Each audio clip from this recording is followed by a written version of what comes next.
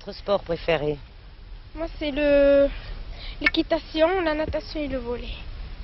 Et combien d'heures faites-vous de sport par semaine? 6 heures.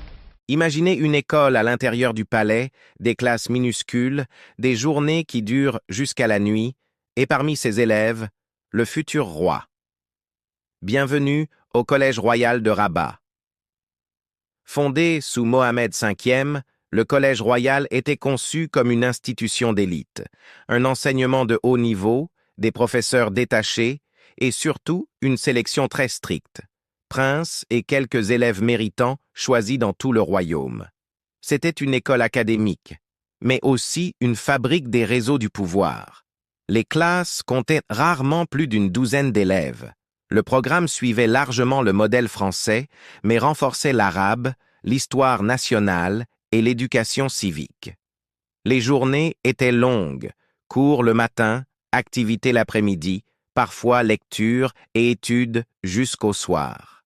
Les professeurs, souvent choisis par le ministère, étaient triés pour leurs compétences et leur discrétion. Le futur Mohamed VI a côtoyé durant sa scolarité une poignée d'élèves sélectionnés, des fils de grandes familles et des élèves méritants venus de régions variées.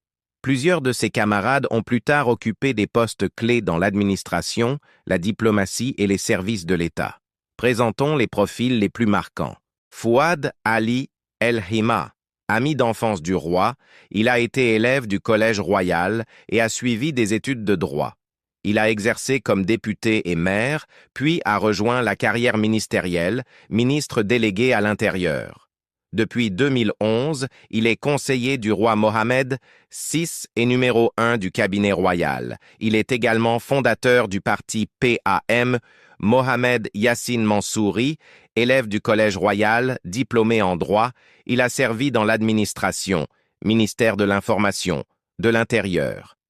Nommé en 2005 directeur général de la Direction générale des études et de la documentation, DGED, les services de renseignement intérieur marocains, poste qu'il occupe jusqu'à présent. Il est réputé pour sa confiance auprès du roi et la gestion de dossiers stratégiques, Sahara et Cetra. Noureddin Ben Souda, camarade de promotion de Mohamed VI, il a fait carrière dans l'administration des finances. En février 1999, Hassan II l'a nommé directeur général des impôts, qu'il resta jusqu'en avril 2010, date à laquelle Mohamed VI le nomma trésorier général du royaume, TGR. Haut fonctionnaire discret, il a modernisé la gestion des finances publiques et est considéré comme l'un des gardiens des finances marocaines, Hassan Aourid. Il a aussi suivi sa scolarité au Collège royal.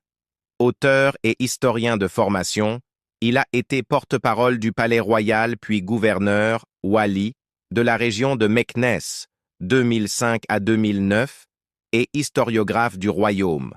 Depuis 2010, il s'est retiré des fonctions officielles pour devenir universitaire et écrivain. Mohamed Rochdi Kraibi, camarade du futur roi, bachelier de 1981.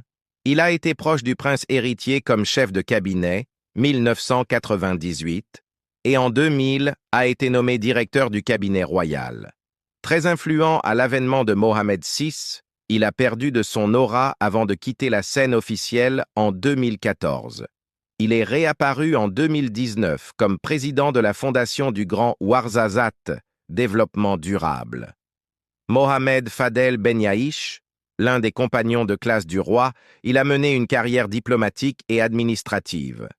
Il fut chargé de mission au ministère de l'Intérieur, puis au cabinet royal, puis nommé ambassadeur du Maroc en Espagne, 2014 à 2017, et en Roumanie, 2017 à 2019. Aujourd'hui président de la fondation Al-Mougar, promotion des oasis, il est sorti de la vie politique active. D'autres camarades ont poursuivi des carrières dans la diplomatie et l'administration. Par exemple, Anas Kalès est devenu haut fonctionnaire du ministère des Affaires étrangères, ambassadeur en Irlande, aux îles Maurice et en Finlande, puis directeur du protocole, et Samir Liazidi est devenu gouverneur de province, Tiznit puis Ben Slimane depuis 2018. Les autres anciens élèves restés plus discrets, Anas Kales, Samir Liazidi, Driss Ait Mbarek, Zouhair Ibrahimi, etc., ont soit poursuivi dans l'administration, soit se sont orientés vers le privé.